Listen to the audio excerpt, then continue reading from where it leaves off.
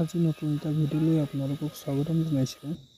আজি ভিডিঅ'টোত নতুন পদ্ধতিত কেনেকৈ লেট্ৰিন আৰু RCC খুঁটা লগতে বনাব পাৰি। আপোনালোকক এটা অনুৰোধ, চেনেলটো ছাবস্ক্ৰাইব, লাইক, কমেণ্ট, শ্বেয়াৰ কৰিব বুলি আশা ৰাখিছোঁ। লেট্ৰিনৰ গাঁতৰ লগতে RCC বেল্ডিং খুঁটা কেনেকৈ বনাব পাৰি বা কিমান ৰড দিব লাগে আপোনালোকক A to Z দেখুৱাবলৈ গৈ আছোঁ। আপোনালোকে ভিডিঅ'টো শেষলৈ চাই থাকক। গাঁতটো দীঘল 16 ফুট, বহল 7 ফুট, দ 5 ফুট, টোটেল দ হ'বগৈ 9 ফুট।